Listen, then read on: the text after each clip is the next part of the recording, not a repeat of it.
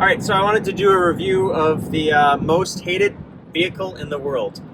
This is my 6-month review. I have about 11,000 miles, and I'm on a return trip, 800-mile trip from Maine. I went up there to pick up some huckleberry sod from a place that does it. I have a pallet of huckleberry sod in the back. It's a little over 1,000 pounds, a 4-foot by 4-foot pallet sitting in the back. And I'm driving down the highway. I'm not even driving. Full self-driving is driving. So I wanted to talk about what it's like to drive the world's most hated vehicle. You get a lot of thumbs down. You get a lot of middle fingers. People spit at you. They swear at you. It's, it's kind of interesting. It just shows how brainwashed people are when it comes to things, and it's a little bit strange. So overall, I would say this is the best vehicle in the world that I've ever driven. I'm a mechanical engineer by training. I've had a chance to drive a lot of different vehicles in my life, from souped-up Hemi Jeeps to, you name it. I've had a chance to drive it, and I've got to say, hands down, the best vehicle I've ever driven. It handled this trip without any issue. Charging on road trips was kind of interesting because the Cybertruck has the most capable charger of any Tesla.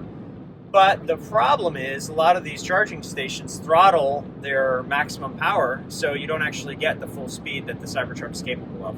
So for example, I'd pull up to a 250 kilowatt charger and they'd only give me a little over 100 kilowatts, even if I was the only vehicle parked there. So that was a little frustrating. I think that's still because electric vehicles are kind of new. Another thing I noticed is on the road, in the East Coast at least, I don't see a whole lot of pull-through charging places. So if you're pulling a trailer with your Cybertruck, you're not going to have a chance to charge it at most places. There were a few, but it was few and far between. I didn't see many of them.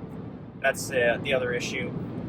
I would say my biggest complaint about the Cybertruck is with the full self-driving. If I've got full self-driving on and I need to use this center screen console, it's damn near impossible, because if I look at it even for 3 seconds, the full self-driving will ding me. So I can't even adjust my air conditioning without it giving me a warning.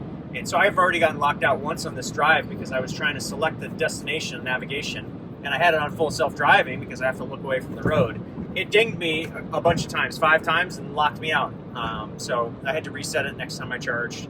It's not the worst thing in the world. I love driving the truck, and it's very easy and smooth. So, but it's just a big inconsistency when you put all of your controls in the center screen, and then you don't let the driver actually use full self-driving while you activate this stuff. It just doesn't make a lot of sense. Like right now, it just dinged me for talking to you and waving my hand over there. So it doesn't even like that. So a lot of these people who say that they, the full self-driving can't do it. It can drive. It just doesn't let you drive a lot of the times, or let it self-drive. Another observation, there's a guy on X that I follow once in a while, a bearded Tesla guy, and he took his Tesla on a 1,000-mile full self-driving road trip and ran into an obstacle within like 60 miles or something like that. I took this Cybertruck. It's an 800-mile trip on full self-driving, and so there was an obstacle in the road. It was like a trash bag, and the Cybertruck steered around it. So I don't know why his hit that obstacle and mine didn't, but I had a similar experience but a different outcome than he did.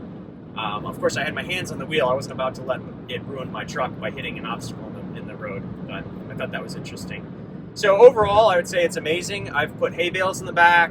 I've towed a whole full load of hay, and I'm talking about the big 1,000-pound round bales, not little square bales. I have a farm to run, so I have to go get hay for my cows, and I use the big round bales, and you can fit one in the back with the tailgate up, and then it can tow like crazy. You don't even notice it. It's such a strong vehicle.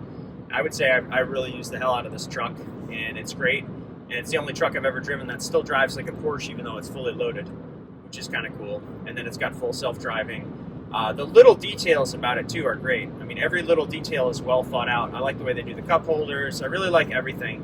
The only other major problem I've had with it is I ran my excavator into the tonneau track, the tonneau cover track, and that didn't work so well because it kind of bent the track, and then I had to have the track replaced by the service center, and I've had some issues with the tonneau cover since then, which kind of makes sense, but the rail is somewhat exposed up there. It's only covered by a little thin piece of plastic. It'd be nice if they had metal or something a little bit stronger than plastic to protect it. I feel like I just grazed it, and I really dented the aluminum rail, so it'd be nice to have something just to make it a little harder to dent.